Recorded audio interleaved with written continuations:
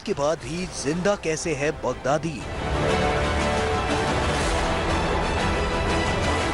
मौत के बाद भी मरा क्यों नहीं है बगदादी? मौत के बाद भी बगदादी का आतंक कायम। मौत के बाद भी बगदादी का खूनी तांडव। मौत के बाद भी बगदादी का खौफ बाकी।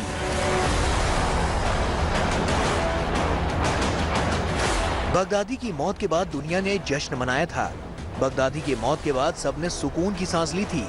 आतंक के सरगना के खात्मे के बाद दुनिया को लगा था कि आतंक का खात्मा हो चुका है, लेकिन बगदादी के खत्म होने के बाद भी उसका आतंक तमाम सिरफिरों के सर चढ़कर बोलेगा, ये किसे पता था।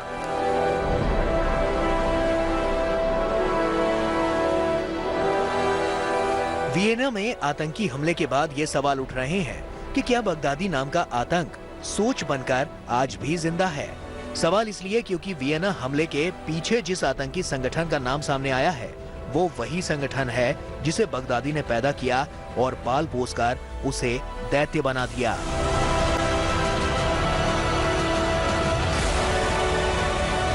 अब साफ हो चुका है कि वियना अटैक के पीछे आईएसआईएस का हाथ है।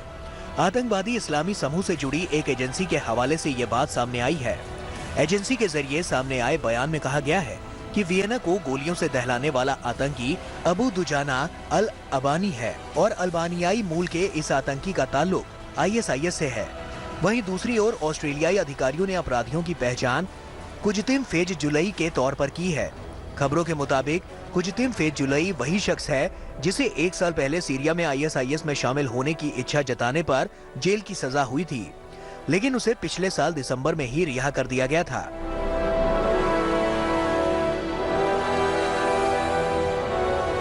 जाहिर है बगदादी को भले मिट्टी में मिला दिया गया हो, लेकिन उसकी खौफनाक सोच यूरोप के तमाम देशों तक पहुंच चुकी है। एक बगदादी की मौत के बाद उस जैसे सैकड़ों आतंकी दुनिया को दहलाने की फिराक में हैं और ये आतंकी अब दुनिया के लिए खौफ का सबब बने हुए हैं।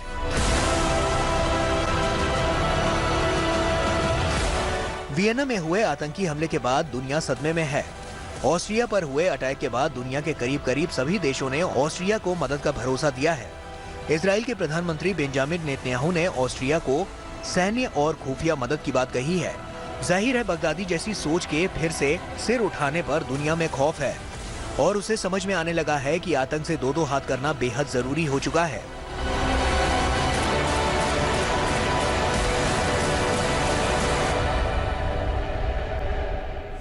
बगदादी वाली आतंकी सोच ने हाल के दिनों में यूरोप को किस तरह से दहलाया है, ये हाल की घटनाओं से साफ समझा जा सकता है। 16 अक्टूबर को पेरिस के नजदीक सैमुअल पैटी नाम के एक टीचर की गला काटकर हत्या।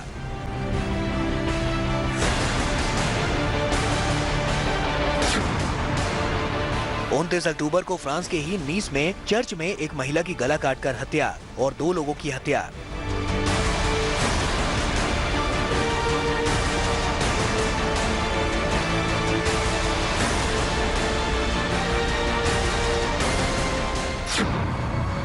और अब ऑस्ट्रिया की राजधानी वियना में 6 जगह आतंकवादी हमला।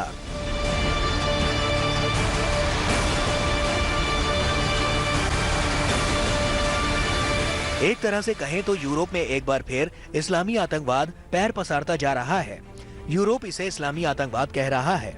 यूरोप में इस्लामी आतंकवाद के अचानक सिर उठाने की वजह पैगंबर मोहम्मद का कार्टून है। फ्रांस की कार्टून पत्रिका शार्ली हेब्दो ने दोबारा ये कार्टून छापा था, जिसके बाद बवाल शुरू हुआ। सैमुअल पैटी ने फ्रीडम ऑफ स्पीच की क्लास में पैगंबर का कार्टून ही दिखाया था। इसके बाद फ्रांस ने साफ कर दिया कि कार्टून पर कोई पाबंदी नहीं लगेगी। फ्रांस के राष्ट्रपति इमैनुअल मैक्रों ने सरकारी इमारतों पर प्रोजेक्टर पर पैगंबर के कार्टून को दिखाकर बवाल और बढ़ा दिया और ऊपर से इस्लाम के बारे में विवादित टिप्पणी कर दी। इसके बाद फ्रांस के खिलाफ मुस्लिम देशों में जोरदार विरोध प्रदर्शन हो रहा है। फ्रांस में बने सामानों का बहिष्कार किया जा रहा है। फ्रांस के खिलाफ तुर्की सबसे मुखर है। अभी स्थिति यह है कि मुस्लिम देश फ्रांस के खिलाफ खड़े हैं। अब इस्लामी आतंकवाद ने ऑस्ट्रिया में खून खराबा किया है। जाहिर है दुश्मनी का दायरा बढ़ता जा रहा है। फ्रांस के राष्ट्रपति ने कहा कि हम यूरोप हैं और हमारे दुश्मन नहीं जानते कि उनका पाला किसके साथ पड़ा है। जाहिर है इस बयान में ये संकेत छिपा है कि इस्लामी आतंकवाद के खिलाफ पूरा यूरोप साथ खड़ा है। अमेरिका ने भी यूरोप का साथ देने का ऐलान किया है।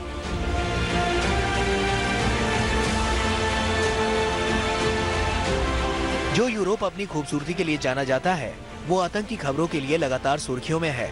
कट्टरवाद के पनपने के साथ ही ISIS ने यूरोप को टारगेट पर ले लिया। दुनिया का सबसे खूंखार आतंकी संगठन यहाँ अपने पांव पसार रहा है और कट्टरपंथ के सहारे यूरोप में अपनी जड़ें जमा रहा है।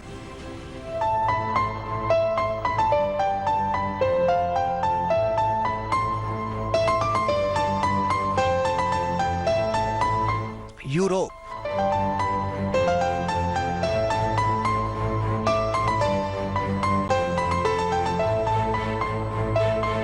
वो जगह जिसकी बर्फ उसकी खूबसूरती को बढ़ा देती है।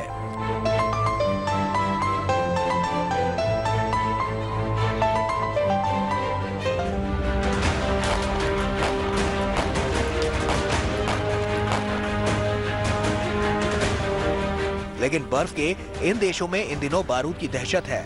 फ्रांस के बाद ऑस्ट्रिया को निशाना बनाए जाने के बाद ये सवाल उठने लगे हैं कि क्या ISIS का अगला टारगेट यूरोप है। वियना में बीते 24 घंटे में जो हुआ वो वहां के लोगों के जहन से जा ही नहीं रहा है। आतंक का ये रूप यूरोप के सबसे खूबसूरत शहर ने कभी नहीं देखा था। वियना अपनी खूबसूरत ऐतिहासिक इमारतों और आर्किटेक्चर के लिए मशहूर है। मोजार्ट जैसे संगीतकार के लिए इसे सिटी ऑफ म्यूजिक भी कहते हैं, लेकिन संगीत के इस शहर में अभी धमाकों का शोर है। शांति और सुकून के साथ जीवन गुजारने वाला ये शहर लहूलुहान है। ऑस्ट्रिया कोरोना वायरस से बचने की कोशिश में जुटा हुआ है। संक्रमण रोकने के लिए 3 नवंबर से नवंबर के आखिर तक कर्फ्यू का ऐलान कर दिया गया है।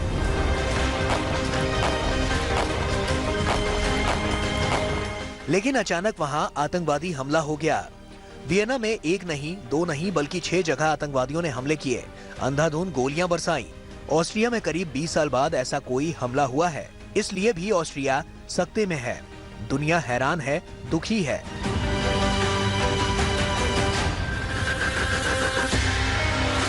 फ्रांस के बाद ऑस्ट्रिया यूरोप का दूसरा देश है जहां आतंकवादी हमला किया गया है, लेकिन यहां हमले का तरीका फ्रांस से अलग है। फ्रांस में हुए 2 हमलों में आतंकवादियों ने गला काटकर लोगों की जान ली थी, लेकिन वियना में आतंकवादियों ने उन्नत राइफल से अंधाधुंध फायरिंग की। ऐसे में सवाल है कि क्या आतंकवाद का ये जहर एक बार फिर पूरे यूरोप में फैल रहा है। फ्रांस में जो हो रहा है क्या ये उसी का नतीजा है? क्या फ्रांस और वियना हमले का आपस में कोई संबंध है? फ्रांस ने इसके खिलाफ आक्रामक कार्रवाई चालू कर दी है।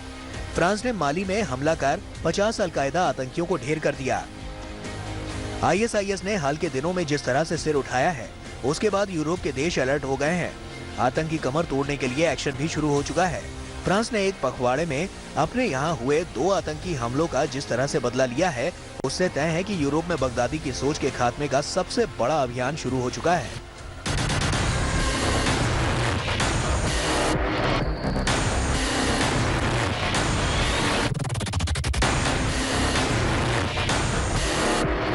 फ्रांस ने आतंकवादी संगठन अलकायदा पर अपना कहर बरपाया है। फ्रांस ने पश्चिमी अफ्रीका देश माली में एयर स्ट्राइक कर 50 अलकायदा आतंकवादियों को मौत के घाट उतार दिया। फ्रांस की रक्षा मंत्री फ्लोरेंस पार्ली ने ट्वीट कर ये जानकारी दी। उन्होंने फ्रेंच न्यूज एजेंसी AFP की खबर को रीट्वीट किया। 4 आतंकवादियों को जिंदा भी पकड़ा गया। फ्रांस में पैगंबर मोहम्मद के कार्टून बनाए जाने को लेकर छिड़े विवाद के बाद कई शहरों में आतंकी हमले की घटनाएं हुई थीं, जिसके बाद फ्रांसीसी राष्ट्रपति इमैनुअल मैक्रों ने चेतावनी दी थी कि वो हिंसा का समर्थन नहीं करते हैं और ऐसा करने वालों को सबक सिखाया जाएगा।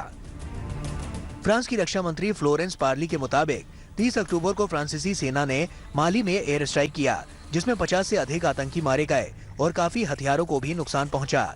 इसके अलावा 4 आतंकियों को जिंदा पकड़ा गया। फ्रांस की सेना ने ये एक्शन वेस्ट अफ्रीका के बुर्किना फासो और निगर के बॉर्डर पर लिया है, जहां फ्रांसीसी सेना इस्लामिक आतंकवाद के खिलाफ लड़ाई लड़ने में जुटी हुई है। फ्रांसीसी सेना ने यहां मिराज जेट ड्रोन का सहारा लिया और 30 से अधिक मोटरसाइकिलों को बर्बाद कर दिया, जिन पर आतंकी जा रहे थे। हमले में 50 आतंकी मारे गए। फ्रांसीसी सरकार के मुताबिक इन आतंकियों का अलकायदा से संबंध था। ऑस्ट्रिया में हुए आतंकी हमले की जिम्मेदारी जब से आईएसआईएस ने ली है, उसके बाद यूरोप के तमाम देश अलर्ट पर चले गए हैं। फ्रांस और ऑस्ट्रिया पर हुए हमलों के बाद ब्रिटेन ने आतंकी खतरे का स्तर बढ़ा दिया है। ब्रिटेन ने अपने नागरिकों से सतर्क रहने को कहा है। इसके अलावा खुफिया एजेंसियों को भी सतर्क कर दिया गया है।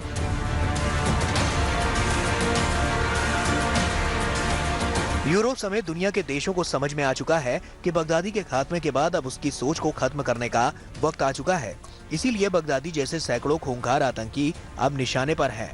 यूरोप में आतंक ने जिस तरह से पांव पसारे हैं, उसके बाद ये सवाल भी उठने लगे हैं कि क्या आने वाला वक्त यूरोप समेत दुनिया के लिए दहलाने वाला हो सकता है, क्योंकि वियना घटना ने ये बात तो साफ कर दी है कि बगदादी भले आज दुनिया में हो ना हो, उसकी सोच और उसकी जैसी सोच रखने वाले अभी भी जिंदा हैं।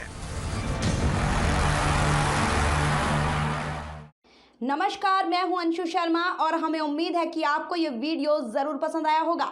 ऐसे ही बाकी वीडियो देखने के लिए देखते रहिए द इंडियन समाचार, और वीडियोस पसंद आने पर हमारे चैनल द इंडियन समाचार को लाइक, शेयर और सब्सक्राइब करना ना भूलें।